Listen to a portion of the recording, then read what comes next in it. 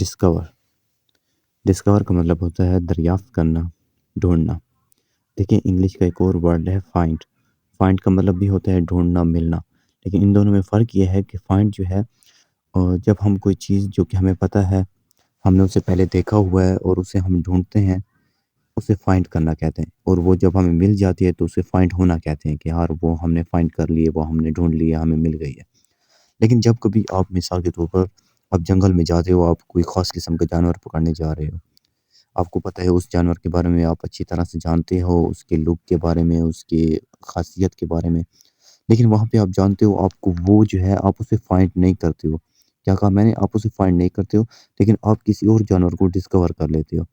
کیا مطلب ڈسکور کا؟ مطلب کہ آپ جو ہے دنیا پہ ایک نئے قسم کے جانور کو ڈھونڈ لیتے ہو۔ لیکن جب آپ کوئی چیز جو کہ آپ کو پتہ ہے ساری دنیا نے دیکھی ہوئی ہے، اسے جب آپ ڈھونڈ لیتے ہیں، دیکھ لیتے ہیں، اسے فائنڈ کرنا کہتے ہیں۔ لیکن جب کبھی اگر آپ کوئی ایسی چیز ڈھونڈ لو، ایسی چیز کے بارے میں پتہ لگا لو جس کے بارے میں دنیا نہیں جانتے، بلکہ آپ بھی نہیں جانتے تھے، پہلی بار آپ نے اس کو جو ہے دیکھ لیا، اس کو جو ہے ڈھونڈ لیا، اسے ڈسکور کرنا کہتے ہیں۔ جیسے مثال کے طور پر یہاں پہ دیکھیں کچھ example. I want to discover new places around the world.